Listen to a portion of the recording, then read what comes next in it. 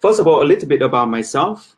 So my name is Kwan Lê. I'm the founder and CEO of Binkabi, which is a fintech startup focusing on blockchain technology and the application of this technology to the African and Asian agriculture supply chain.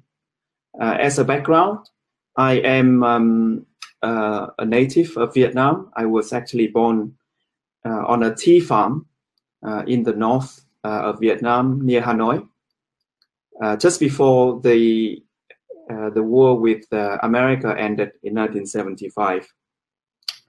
So my mother was a soy analyst, and my father was a meteorologist, the weatherman. So I was always destined to be engaging in agriculture as a career. However, after graduation in Vietnam, I actually joined PwC, which is a global firm, advisory firms, auditing firm, focusing mainly on finance. And the career with PwC basically saw myself ended up doing further study, but also working in Australia. So from Vietnam to Australia, and then the UK. So 6 years ago, I started a company called GrowMoreX, and we today is one of the major advisors in technology and engineering for agriculture in Africa. And we've been working in a number of African countries, mainly in West Africa, ranging from Nigeria to Senegal and all the countries in between.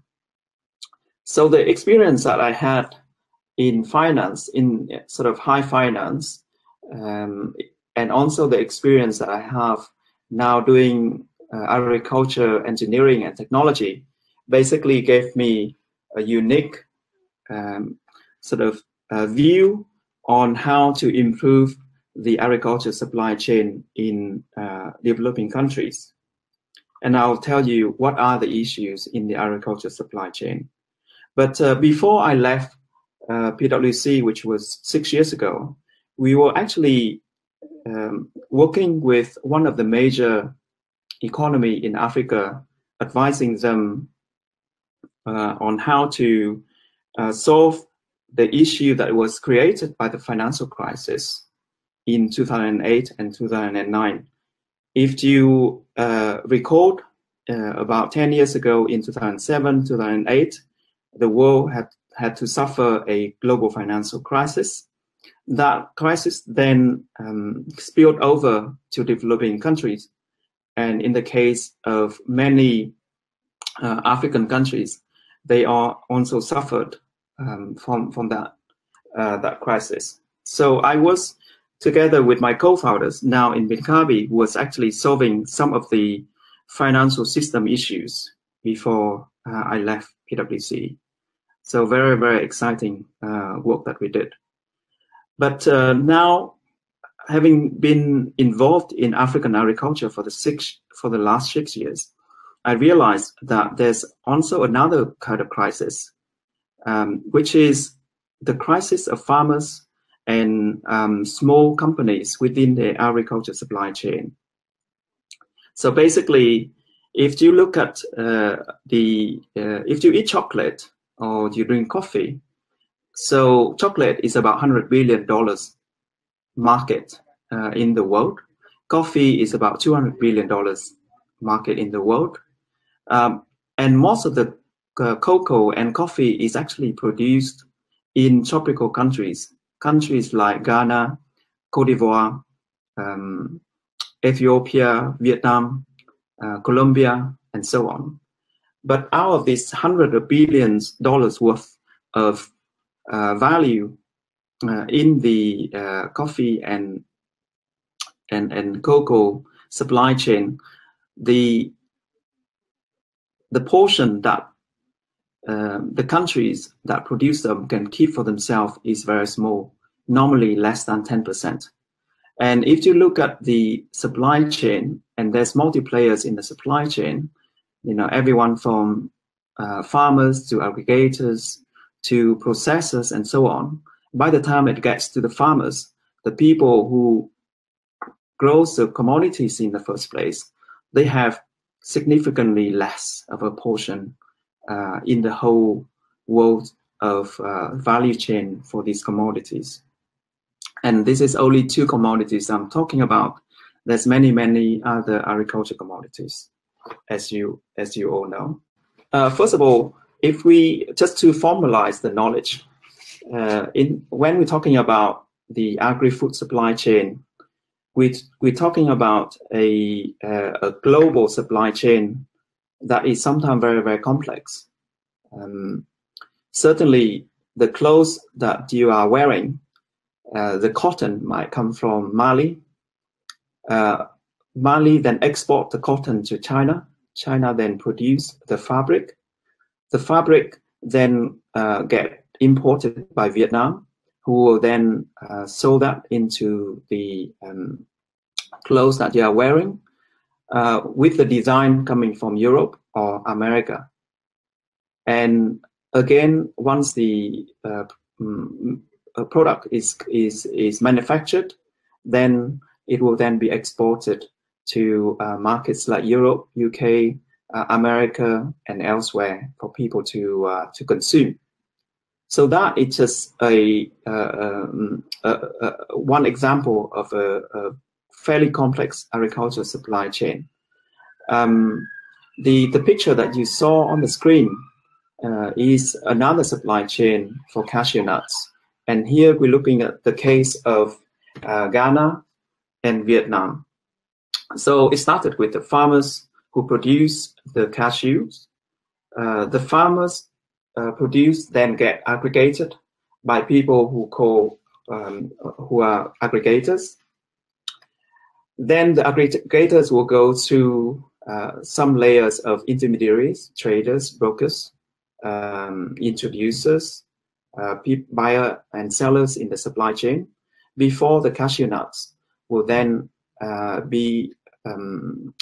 will arrive at the processor in Vietnam.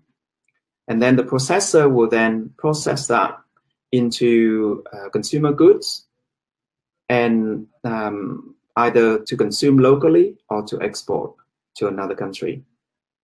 So the green arrows that you see on the screen depicts the flow of products, and it's also involved cross-border, because obviously between Ghana and Vietnam is halfway around the world, and you have to use shipping in order to transport the commodities from Ghana to Vietnam.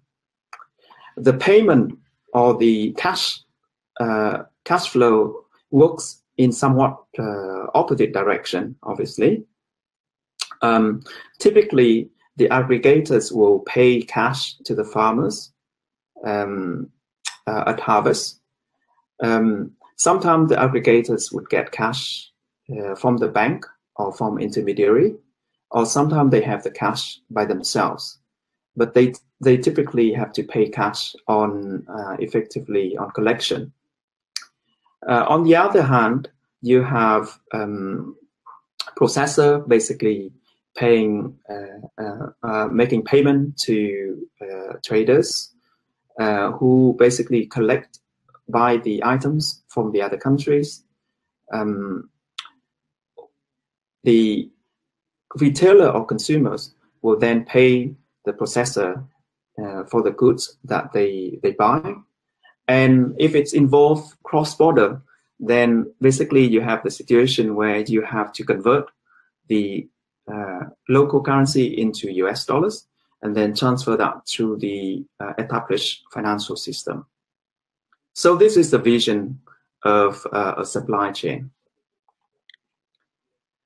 Reality is always more messy than that. This is the picture of the supply chain of rice in the rice from Vietnam, basically. So if you're starting from the left, because I don't have the pointer to show you around, But if you starting from the left, you have the rice farmers. The rice farmers sell the produce to aggregators. Aggregators then put the paddies into the warehouse of the miller. The miller would then sell the finished rice to the exporter, then to the importer, then wholesaler, then distributor, and then ultimately retailers. So this is a multi-step process that involved many players. So apart from these main players, there are also banks, insurance company, shipping companies involved, brokers, traders, all involved. So everyone kind of, taking a cut out of the whole profit pool for the supply chain. There are many issues in the agri-food supply chains. They can be classified into what we call frictions, funding, and fairness.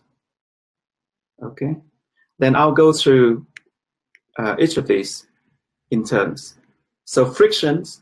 So when we talk about frictions, we talk about how many layers of intermediation that exist between the farmers or the producers and the consumers.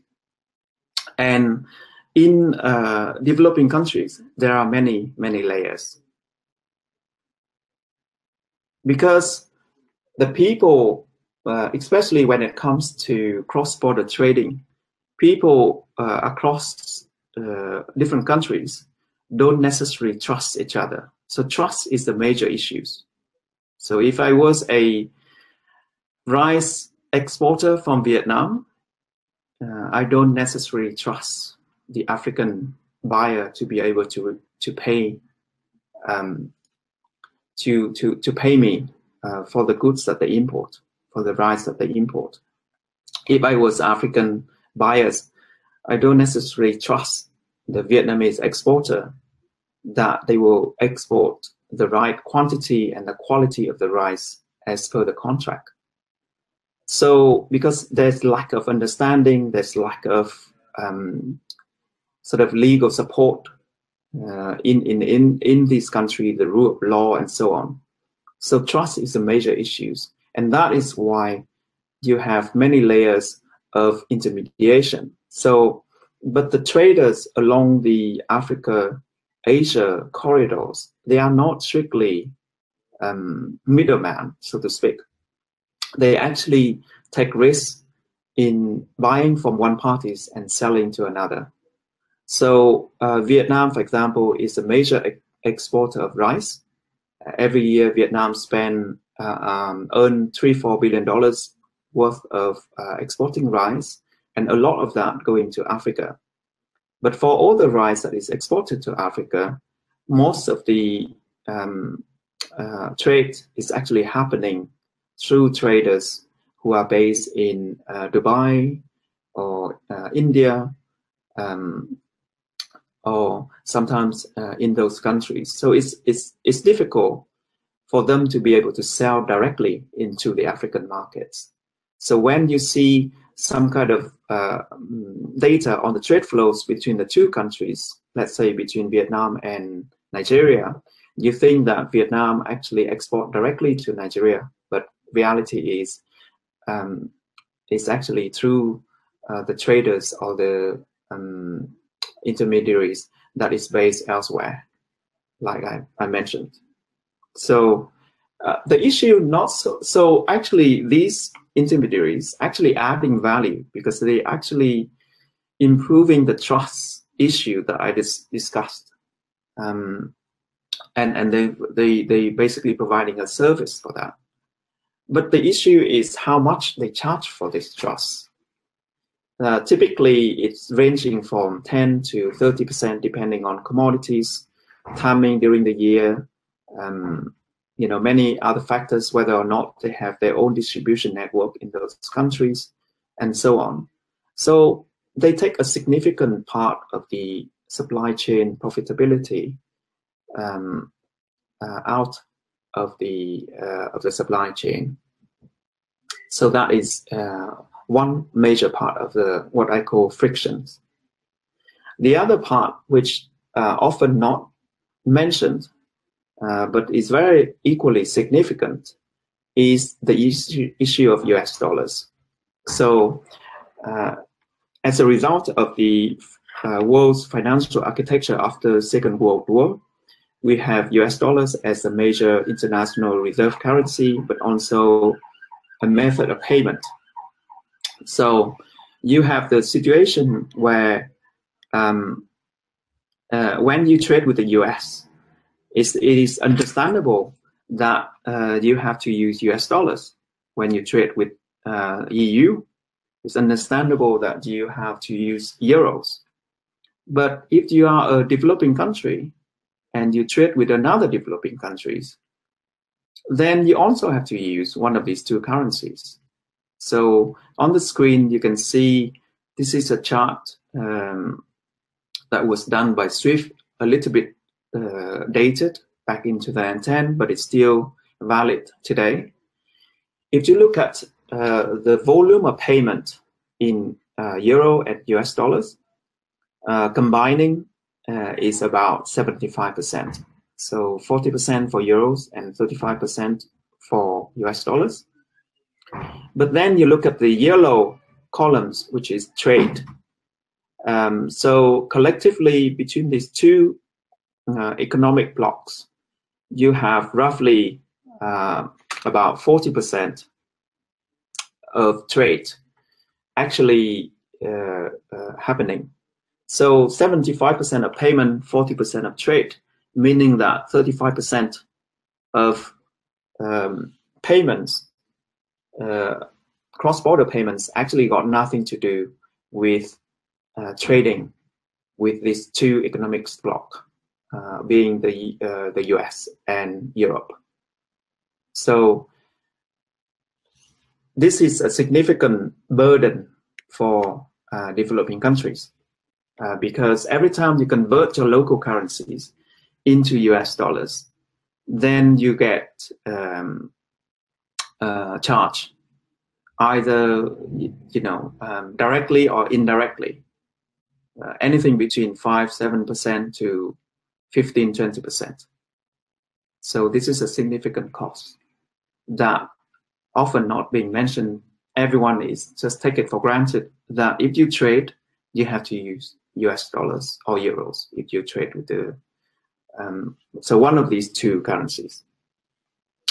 Another issue of frictions is the fact that most of the trading within the commodity supply chain is being done manually. So typically people have to mail document around. So bill of lading, they have to make like 3 original copies being couriered from the exporter to the importer, to the custom, to the bank, in order to fulfill obligation in documentary credits. So a lot of paper flying around. But the key thing is it's also open to a lot of errors, fraud, and expensive process in order to reconcile the records of trading between different organizations. So friction is the number one issues. Second issue is funding. Now, when I'm talking about funding, it's also cover liquidity. And typically in Asia, if you are to borrow money to do anything, to do any business, you typically pay, let's say, around 10%, maybe a bit less, maybe a bit more.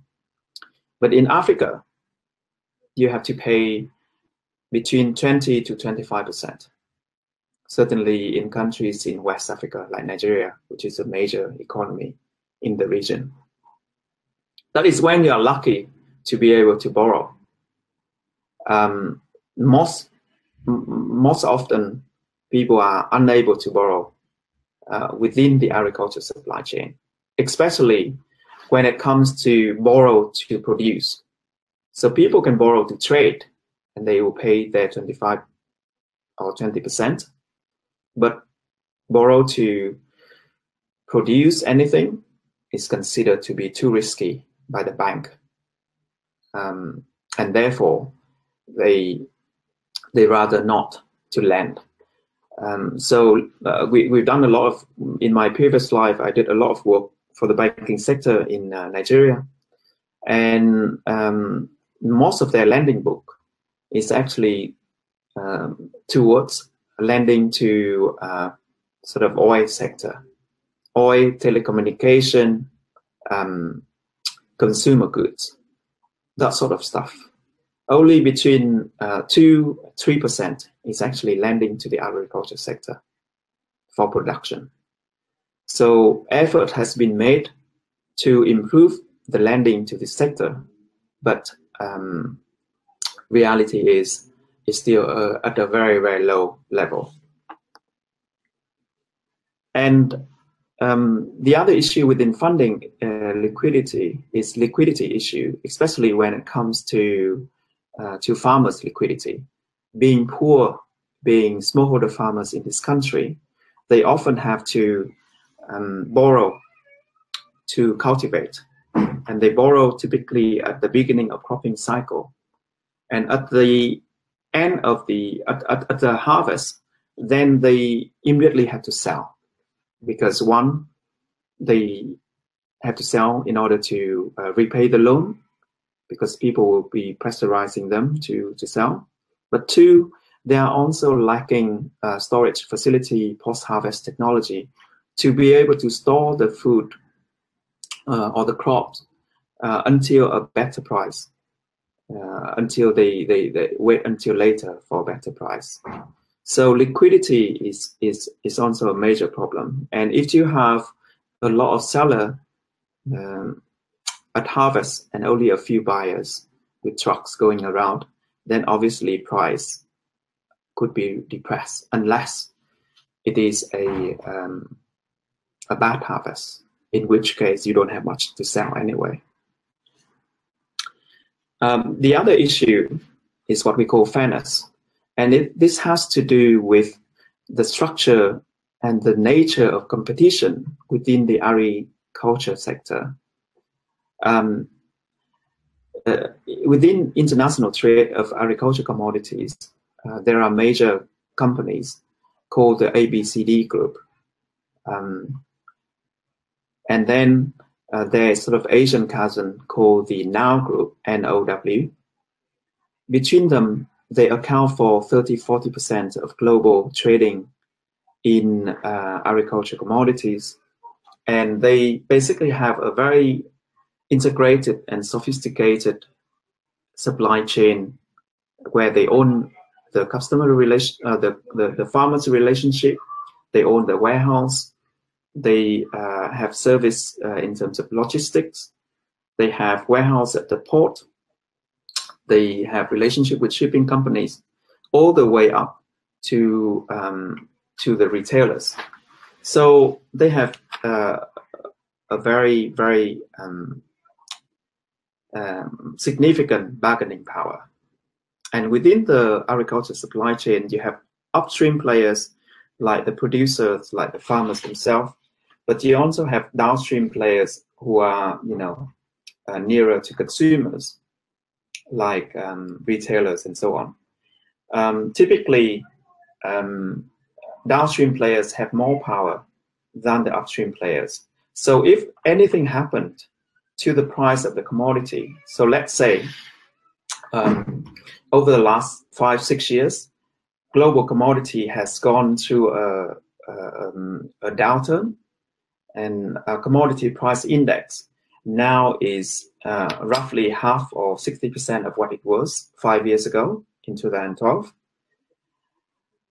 So the price of commodities like coffee and cocoa has largely decreased. We as a consumer in the West don't pay less for our coffee or our chocolate bar, but anything happened to the price shock in the supply chain, will be passed through ultimately to the smallholder farmers in those countries, because they are at the end on, let's say, or the other way to look at it is they are at the beginning of the chain when they cannot push anyone. So let's say a retailer would then push their supplier, the supplier will then push the manufacturer then push the traders, the aggregators, and so on. By the time it gets to the farmers, they are unable to push anyone else. So they always have to be subject to the price fluctuations. So what this all means, the 3 F's that we have here: frictions, funding, and fairness, to the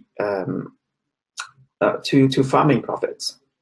So agriculture is a commodity, and as you know, commodity is always fluctuating in terms of price. So you are a price taker if you play the commodity game, which means that there's a finite amount of profit pool within the supply chain. So if you have many layers taking out profits, intermediaries, the financial systems, the larger players taking much of the profits, then the smaller players like SMEs, like farmers, will have much less. And especially farmers, they are the one who suffer the most risk in terms of the natural risk. So we have been growing rice in Africa for the last 6 years. 6 years, we know how risky it is to grow anything. Like you grow rice for 3-4 months, you put a lot of efforts into it, but at harvest, if there's anything like flooding, like the machine's not working, then you easily lose your crop or lose a lot of your crop. So farming is very, very risky, but the return now is not adequate. So what can we do about it? So Binkabi has set out to solve the issue in the agriculture supply chain in developing countries. There are so many issues to solve, as I mentioned.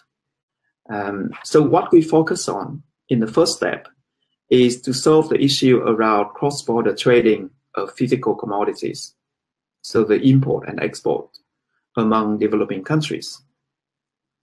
And we specifically solve the issues of frictions around the level of intermediation between buyer and sellers, and buyer and end sellers, the use of US dollars in payment and all the costs associated with that, and then also the fact that trading today is very, very prone to errors because it's highly manual.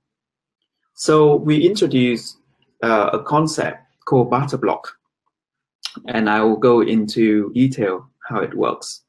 But essentially, our solution is this.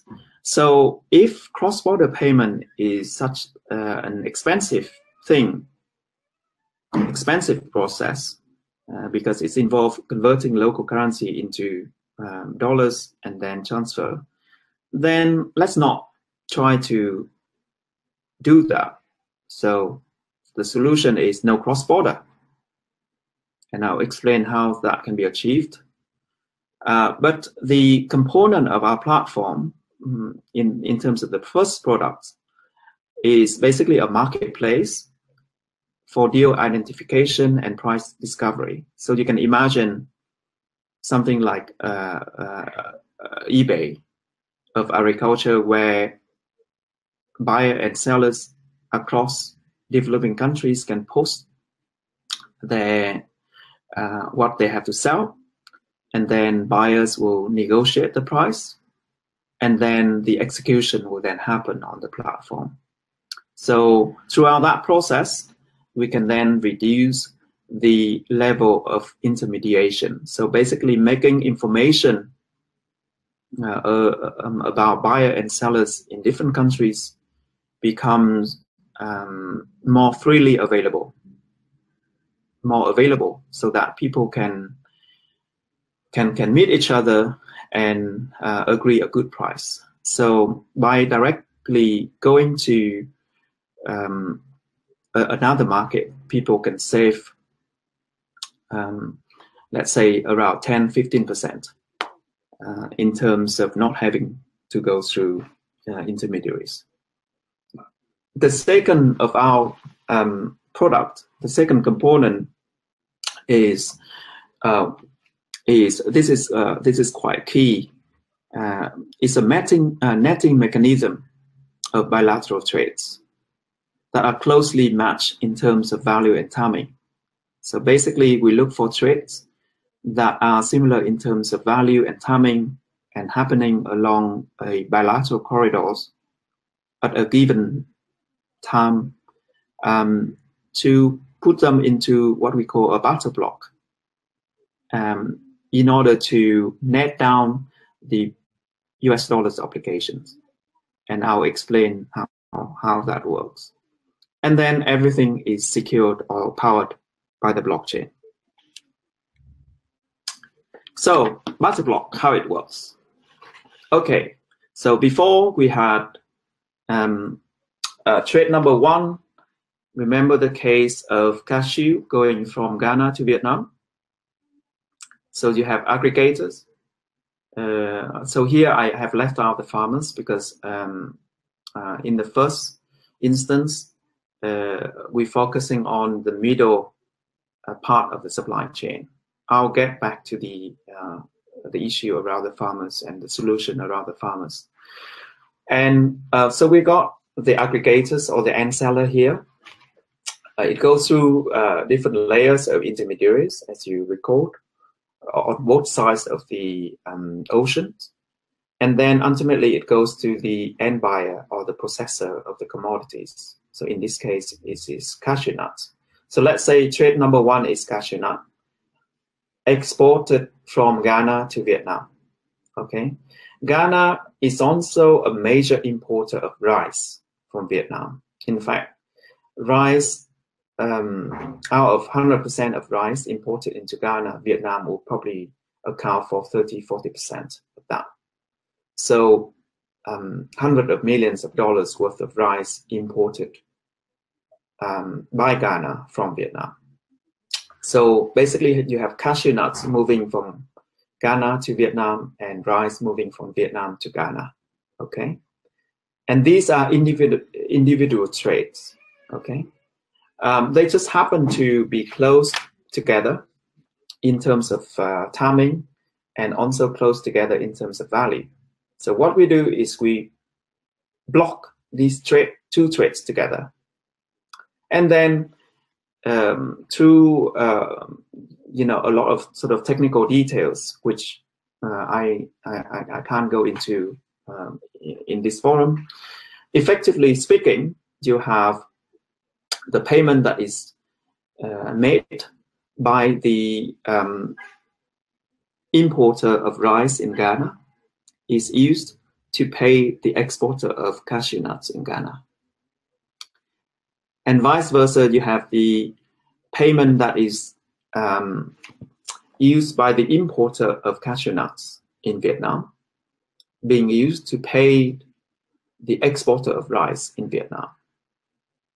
So if you have these payments that are close in terms of value and timing, then you can get over the issues of converting Ghana cedis to US dollars and converting Vietnamese dong to US dollars, and have to settle on a gross basis between the two countries. So if you say that, let's say, for each of the trade, you effectively spend between 5 to 7%. So let's say 7%. So for the two trades, if you were to do the normal way, then you can, the people in these trades basically lose collectively 14%. so 7% each way. But if they're doing the barter block protocol, like what we design here, then effectively they can share this 14% among themselves. So there's clear incentive for them to form the barter block, and I'll explain more in terms of how the incentive actually works. So in summary, bilateral trades that are closely matched in terms of value and timing are blocked together on the Binkabi platform. Step number 1. Step number 2 is blockchain tokens issued to represent goods in transit and money in escrow. Once the goods are accepted, tokens are transferred from buyer to sellers. Step number 3. So in each country, the seller exchanges the crypto token with money in escrow account. After that, the token ceases to exist. The type of barter blocks. So I was talking about, so long as they are similar in terms of value and timing, then they can be put together into a barter block. So you have situation number 1, called BB1 on the left-hand side. You have a perfectly matched trades. So 2 trades. The goods are red arrows going from one direction, and the cash is blue arrows going the other direction for trade number 1-1. For trade number 1-2, it is opposite. So the goods moving from right to left and the cash moving from left to right. So this is a perfect match. We call it 1-to-1 simultaneous flows. And this is also being done pre-trade, meaning that parties already knows each other before they form the barter block, before they agree on their individual trades. BB2 is where you have the same trade like before, but the timing is slightly different, let's say within a week. BB3, which is case number 3 here, is where you have one-to-many. So the timing is slightly different, but also one trade can only be offset by 2 other trades moving in opposite directions. And then BB4, which is we call many-to-many. So many trades moving from one direction to the other are offset by many trades that are moving in the opposite directions. So these are the type of barter blocks. Okay, so we talk about how it works before. How big is the market? What is the size of the market that we're talking about? So before I talked to you about 75% of world trade is actually settled in either US dollars or euros. But the trade flows between the world and these 2 economic blocks only account about 40%. So 35% of world trade, which is worth about $16 trillion, is among countries, mainly developing countries, that doesn't involve in trade with the US or Europe. So $6 trillion is the value of this kind of trade. And if you, in the previous example, I said, intermediation can easily take anything between 10 to 25% of trade value. Even that 10% is $600 billion of the value of intermediation, or disintermediation, I should say. And then payments, which is how much of the world trade can be barter blocked. Okay, so we asked ourselves these questions to see how big the market is. So we did an exercise where we took the trading data, bilateral trading data among top 33 largest developing economies in the world. And of course, it includes China. And China plays a significant role in this. Then we said, okay, how much of these trade flows can be barter block in the way that I explained to you earlier? Then it comes out to about $1.8 trillion. Okay, so among these top 33 countries, bilateral trade flows that can be barter blocked is $1.8 trillion, $1,800 billion. And if you talk about payment obligations, having to convert from local currency to US dollars and then lose some value along the way, you're talking about, at least between 5 and 10%. Of course, the trade flows among these countries are not 100% barter blockable, because obviously you have a lot of government to government trade, you have a lot of internal trade among the global companies like the ABCD and the NOW. But even a small portion of this $1.8 trillion is a large market. So even at 5%, you're talking about $90 billion that this technology can apply. And then we're looking at something that very close to our heart in terms of the food trade in Africa. Now, Africa as a continent is a net importer of food. And today, it imports roughly $40 billion worth of food from other countries. $40 billion. And it is also a continent where they have a lot of land available.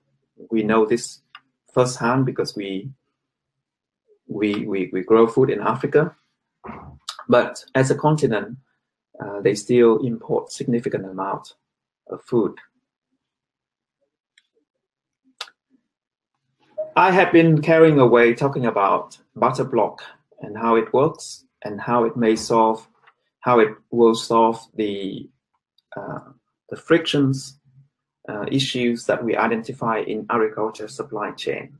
And I said that ultimately it's secured by the blockchain.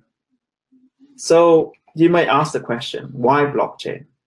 And we do get asked a lot this question, why blockchain? Why is blockchain is needed? So I just presenting a framework that we found it quite useful in thinking whether or not a project is in need of some kind of blockchain solution.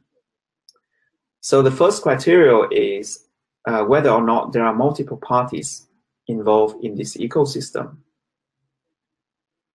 Or this is just between 2 players, 3 players, or many players. Because the more players that you have, the more secure it becomes because of the network effect, because of the validation, cross validation among different players. Number 2, it trusts, establishing trust between parties an issue. Okay, so if you are to trade within your own market, let's say to someone that you know, then trust is easily established because you already know them from before. They have traded with them. They always pay. They always deliver the goods according to the contract.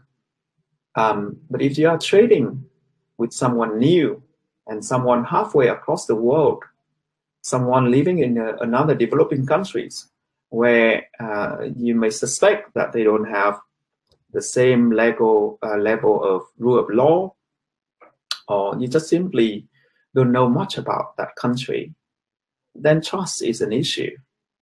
So is trust difficult to establish? That's criteria number 2.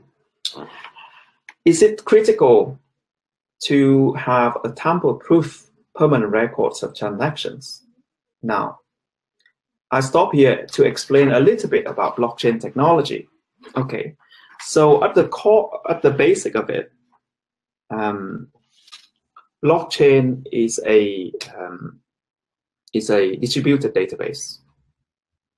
So my background is that earlier in my career, I was qualified as a chartered accountant.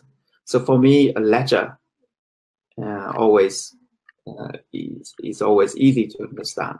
Blockchain is basically a database where you have everyone have the same records. So it gets replicated on many computers around the world, called nodes. It's a kind of write only. So you can write onto it, but you cannot change it. So once the transaction is on the blockchain, it cannot be tampered, because everyone keep a same copy of the blockchain on their computer. So if you want to change a transaction, you basically have to change in all the computers, which is impossible to do. So whether or not tamper-proof permanent records of transaction is important. And I won't go into the last two. You can read that for yourself. So very quickly, what is the benefit of blockchain for Binkabi? It's a single source of truth, as I mentioned. It is you cannot dispute it, you cannot tamper with it. So it's a single source of truth.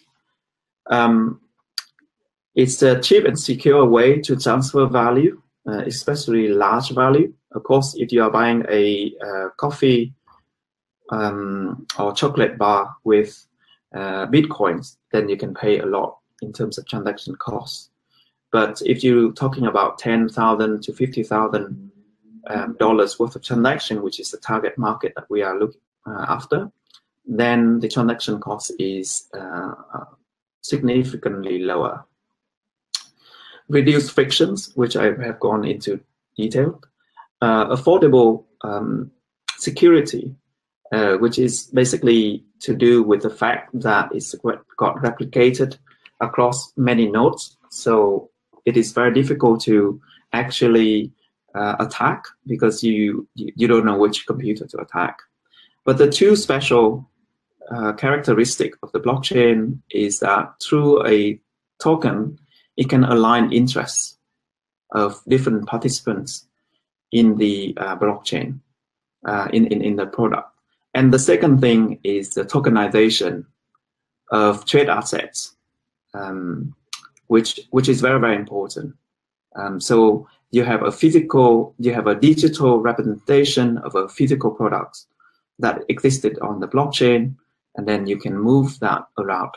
That is a very special characteristic. How do we validate trade?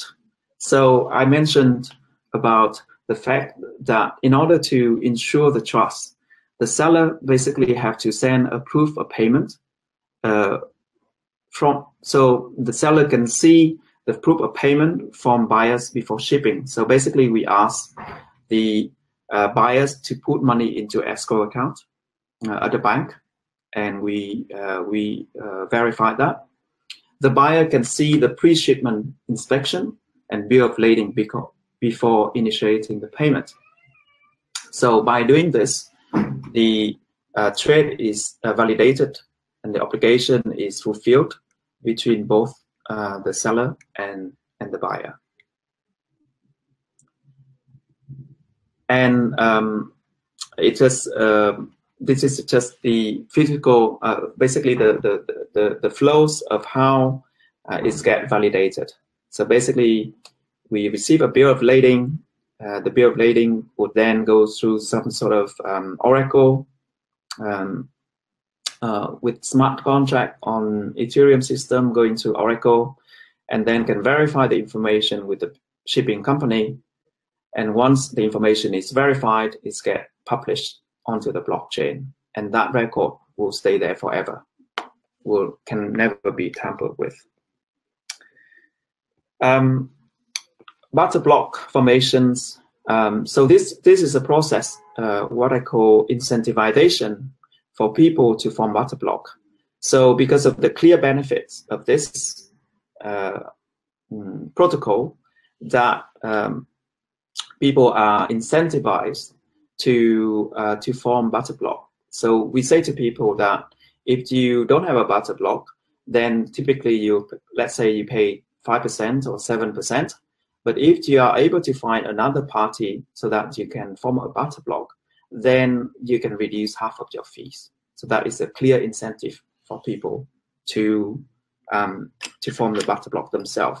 But the platform, looking at many trades on the platform, can also run an algorithm to suggest butter blocks for people to form. We talk about bilateral balancing, but also multilateral balancing. So bilateral balancing is where between the two countries you net down the payment obligations. But if you talk about multi countries, then you can net down the obligation in US dollars even lower. And that is the essence of Keynes, John Maynard Keynes, who is the economist from the UK, proposed after the Second World War. So we don't have that much time to go into that detail, but that is something to keep in mind. But the front end is very simple. So ultimately, people post order through a number of devices. It can be either phone or iPad or computer. Post orders, agree a price and delivery, and number 3, execute the trade. Very simple. An auction marketplace with all the mechanism that's happening behind, as I explained before. In terms of value addition, I won't go into too much details, but this is about reducing the profit. The costs in the supply chain in terms of US dollars, in terms of intermediation. So ultimately, the buyers can receive more for their will have to pay less, and the seller will receive more. And if the sellers are aggregators, then if we feed the information up the chain for farmers, they can negotiate better price. The challenges for blockchain implementation, like our project, is that this is a real-world application of blockchain, and real-world, as you see, is always messy, with multiple complexities. The blockchain itself is an emerging technology. You might have known about the scalability of blockchain, and many other issues like privacy. So it is itself a emerging technology, and there's exists not many real-world applications today. Here we're also talking about emerging markets, which is not as straightforward as developed markets, but also the regulatory framework is also moving parts in terms of cryptocurrencies, in terms of the application of blockchain. This is our team.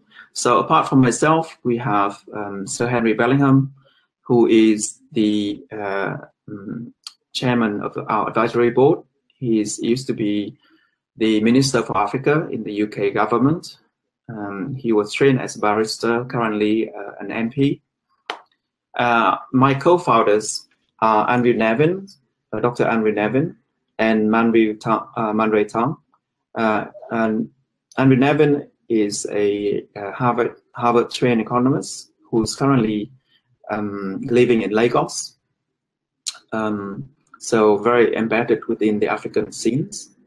Man Ray comes from China, had a career in M&A, a number of organizations. We also have David, who is got a law degree from Oxford, computing and physics, and also was involved in M&A at National Grid before.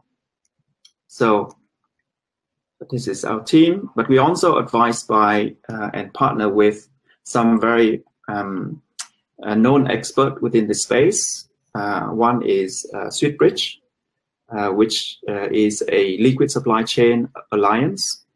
They're going through the process of letting them know, the market knows about their project at the moment. So Scott Nelson is on our advisory board. And also Materium with Vinay Gupta, who is looking to make smart contract legally enforceable on the blockchain. If you want to find out more about ourselves, then here are the ways that you can approach us. But feel free to ask any question. And it looks like we're going to go to 75 minutes. Yeah. So thank you. Over to you. Yeah, thanks a lot, Kwan. Me and my colleague were having a discussion that blockchain is a real program material. It's not just a webinar material. So we now know why. Now you have really given us just a flavor of Binkabi and what kind of challenge you're addressing. So there are lots of questions that came in, but I will try to kind of cluster them and try to make it easy and try to finish it off on the scheduled 75 minutes. The first question probably for me to really address is about adoption of innovations. I think, while logically it sounds, it is very clear that, there are inefficiencies and there are benefits for the upstream players, not just on this technology, but on several technologies that we review all the time. Adoption is a big challenge. In your case, smallholder farmers or traders or intermediaries, I think that's where you are focusing on, right? Intermediaries in one country and intermediaries in another country, how they can really make sure that they are trading between themselves and not doing a double currency conversion, right? So how much of a problem do you think this is? So that's the first question. Sure. Okay. Yeah, you said with any new thing, adoption always an issue, but here people has clear economic incentive for doing so. In terms of how we go to the market, we actually go. There are associations, for example, Association of Importers of Cashew Nuts in Vietnam. There's a different kind of import-exporter associations. So we go to those organizations and explain or to sort of demo our platform and to educate the market, and that way to get early adoptions. Because it's a network, it's a network kind of business. It always have a slow start, but once it has been going for a while, then the viral effect and the fact that the benefit is clear will basically bring people onto the platform. But also, as I mentioned, there's a clear incentive for people to form butter blocks. Like I said before, if somebody who's doing a trade on the platform now wanting to go out and find another relevant trade or match trade, and that person happened not to be on the platform, then the first thing that they have to do is to get themselves on the platform in order to be able to trade and then benefit from the butter block technology. So there's a many way for us to get the initial adoptions, but also the ongoing development. Yeah, wonderful. Yeah. So then I go back to your very interesting explanation about the basis of this, which is the farmers are always on the losing end, right? Because the people downstream of the chain dictate the terms more or less, and pass on the losses but not the profits, right? So now if you look at the Binkabi solution that you are proposing, the barter block, which is a very interesting concept, by the way, you are still targeting the intermediaries. So how can you make sure that the farmers get benefited in this chain, in this whole process? Yes, very, very, very good questions.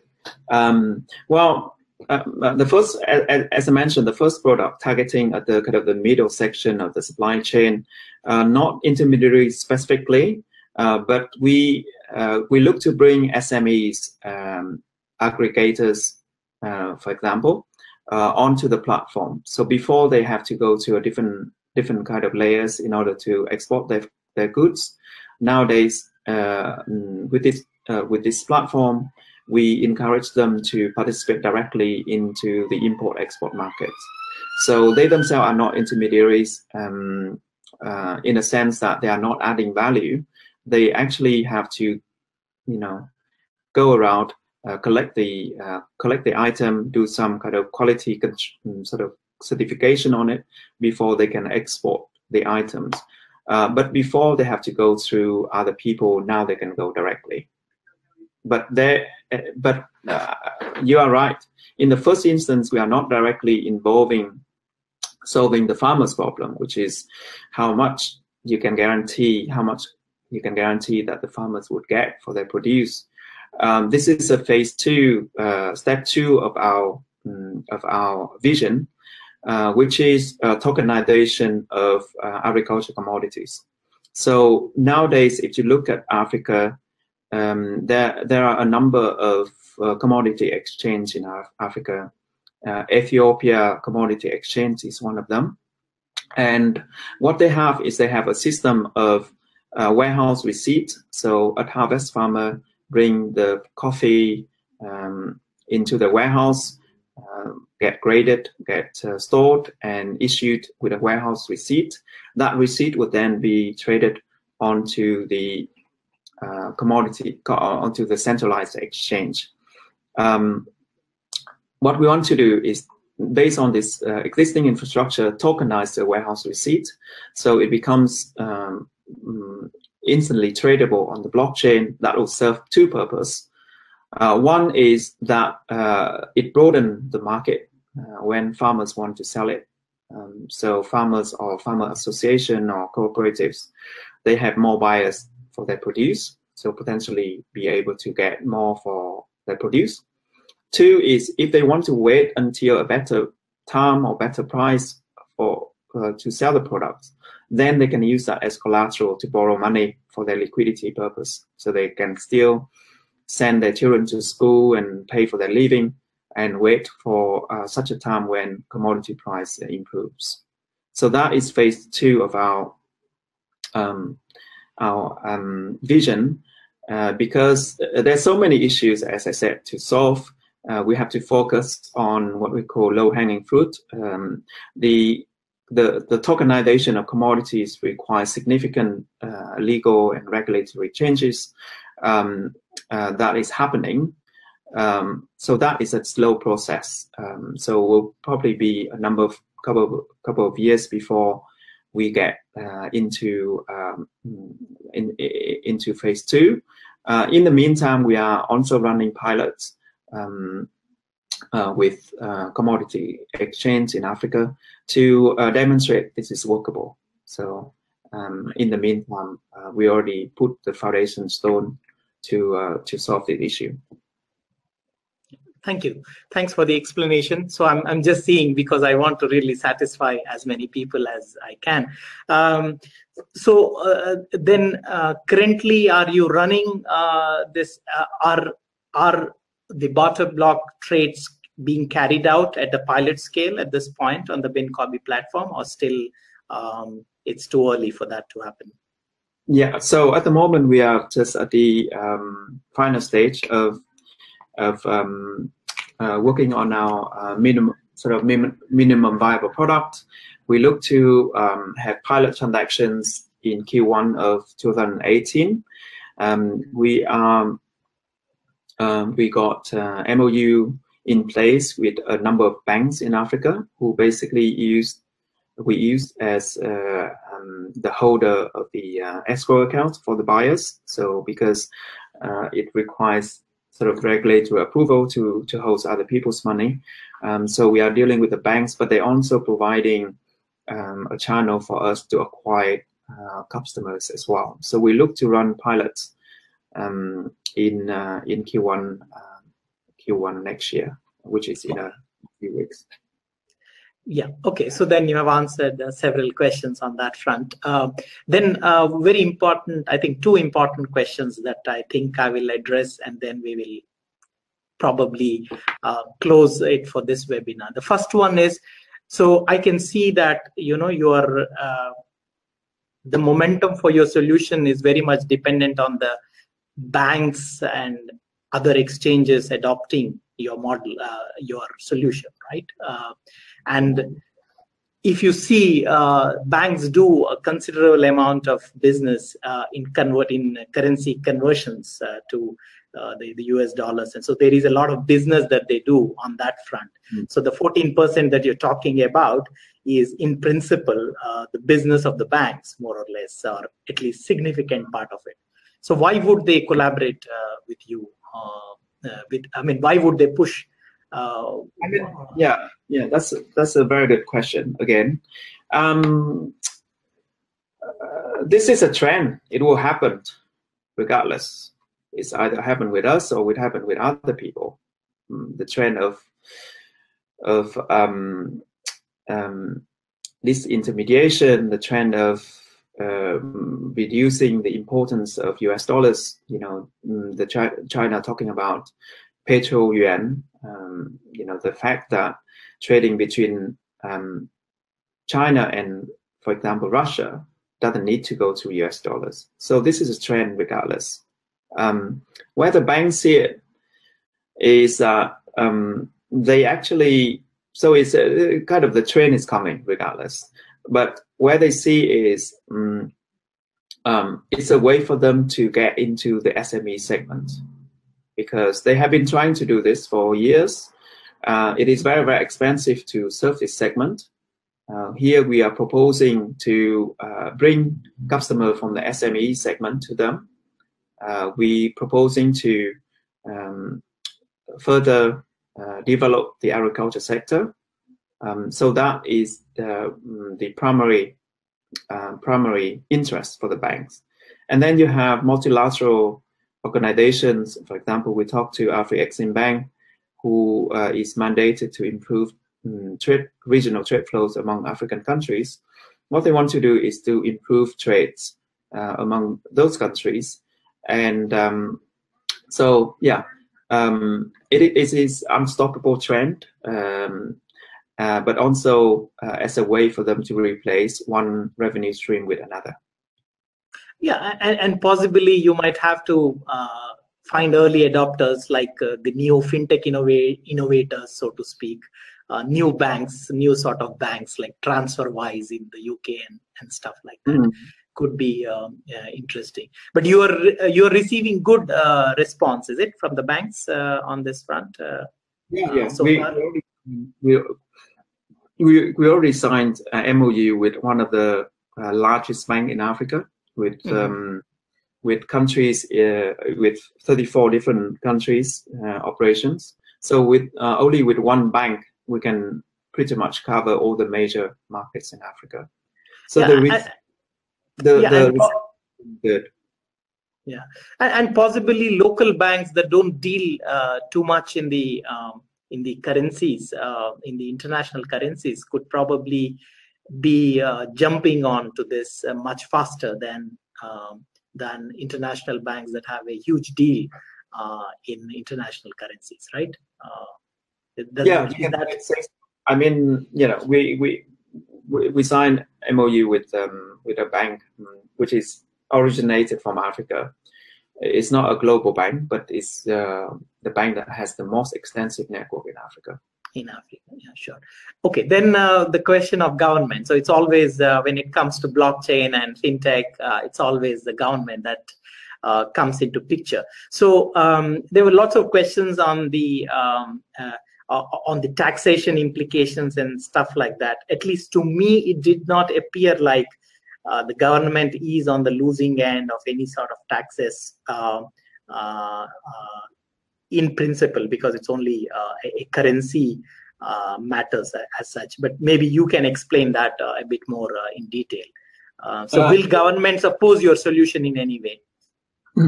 Well, one thing that we didn't have time to go into much detail is that, okay, government wants to reduce the reliance on US dollars. And you can see markets like Nigeria, when oil price collapsed from $100 per barrel to $50 like currently right now, then the country simply cannot trade. And if they cannot trade, they cannot grow their economies. So they basically not only suffering from low commodity price, but they also cannot develop their economies because they cannot import the raw material for them to manufacture. So we got someone who wants to do a rice project, but himself is a chemical producer.